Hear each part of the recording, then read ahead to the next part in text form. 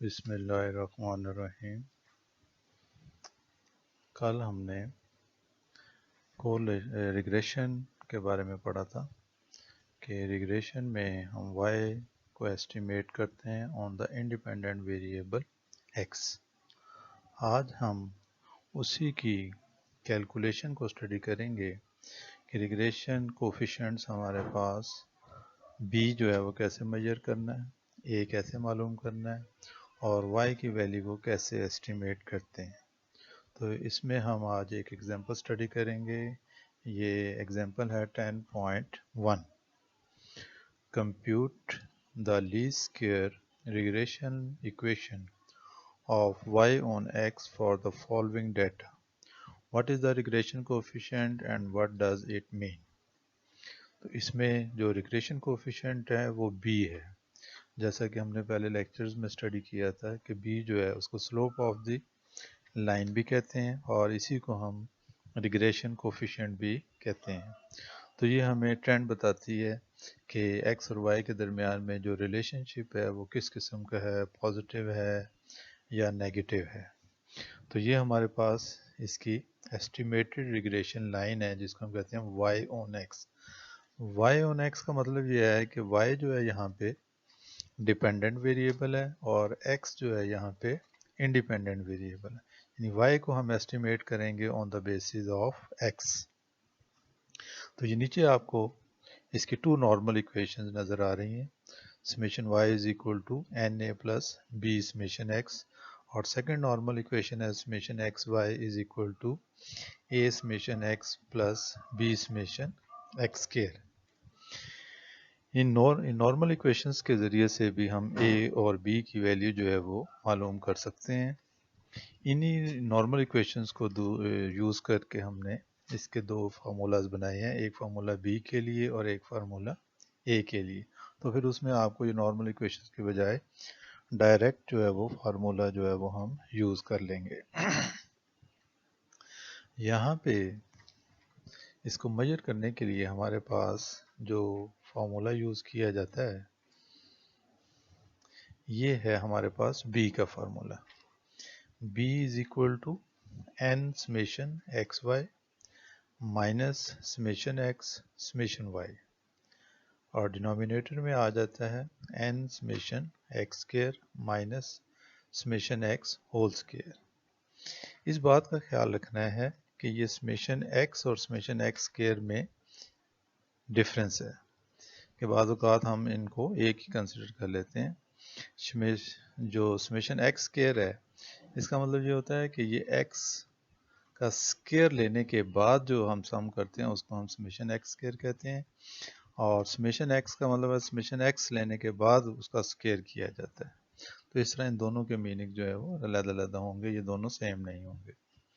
तो ये इसका b का फार्मूला है। तो इसके लिए अब हमें ये कॉलम्स बनाने होंगे। एक कॉलम हमारा आएगा समेशन एक्स वाई, दूसरा कॉलम होगा एक्स स्क्वायर का।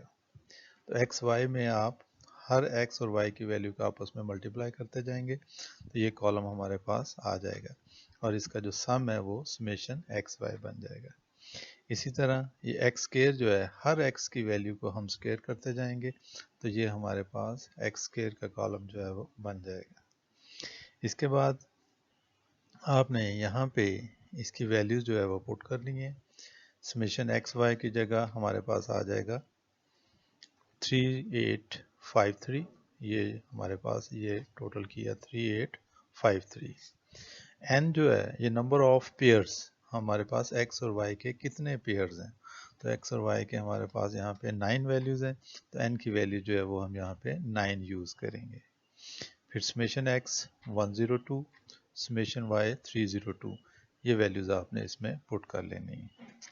इसके बाद डिनोमिनेटर में n summation x square, n जो है वो 9 आ गया, समेशन एक्स स्क्वायर जो है 1308 माइनस समेशन एक्स स्क्वायर, तो समेशन x जो है ये हमारे पास 102 है तो ये 102 पुट करके होल स्क्वायर है। ये हम यहाँ पे बाद औक़ात स्टूडेंट्स मिस्टेक करते हैं कि डायरेक्ट यहाँ पे समेशन एक्स स्क्वायर की वैल्यू पुट कर देते हैं जिससे ये गलत हो जाता है। तो समेशन x की वैल्यू पुट करके फिर आपने इसको स्क्वायर करना है।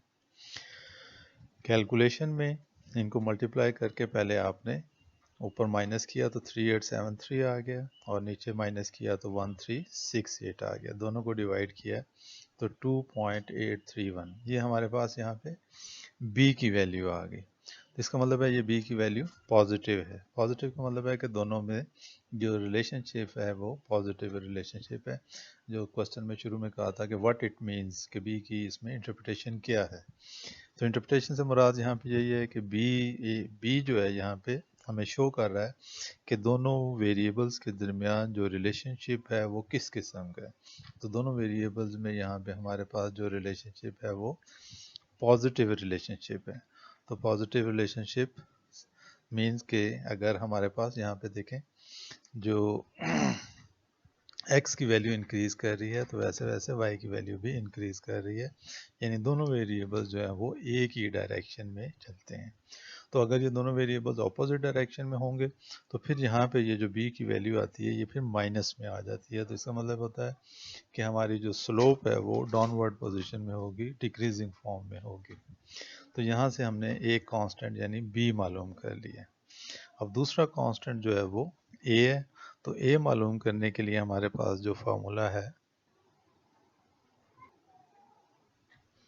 तो ये हमारे पास a का फार्मूला है a is equal to y bar minus b x bar. तो y बार का मतलब होता है mean of y। y bar का फॉर्मूला होता है समेशन y ओवर n, ये जो पहले हमने b के फॉर्मूले के साथ देखा था। और इसी तरह x बार का फार्मूला था, x बार जो है ये मीन ऑफ x को रिप्रेजेंट करेगा और इसका फार्मूला होगा समेशन x ओवर n। तो ये हमारे पास इक्वेशन आ गई y बार माइनस बी एक्स बार। तो y बार आपने कैलकुलेट किया 33.56 माइनस ये b की वैल्यू जो हमने कैलकुलेट की है 2.831 और x बार 11.33। तो इस तरह हमारे पास a की वैल्यू आ गई 1.47। तो जैसे कि पहले भी मैंने लेक्चर में आपको बताया था a जो है वो y इंटरसेप्ट को रिप्रेजेंट करता है।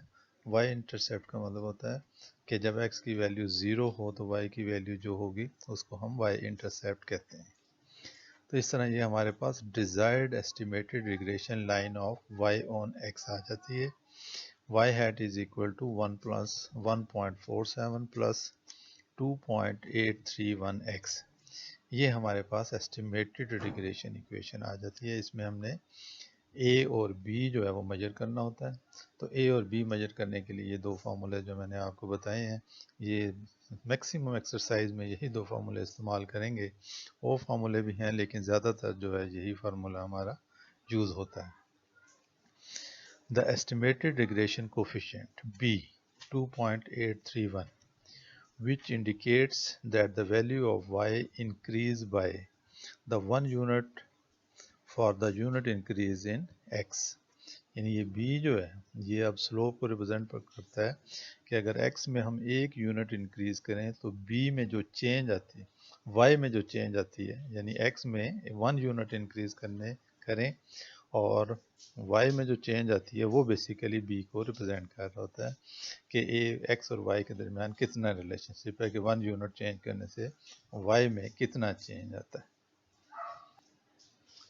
तो इसी को थोड़ा सा हम दोबारा रिव्यू कर लेते हैं। हमारे पास ये x और y जो है टू वेरिएबल्स दिए होंगे, तो इसमें हमने ये एस्टिमेटेड इक्वेशन जो है मालूम करनी होगी। एस्टिमेटेड इक्वेशन मालूम करने के लिए दो कांस्टेंट a और b जो है वो मालूम किए जाते हैं।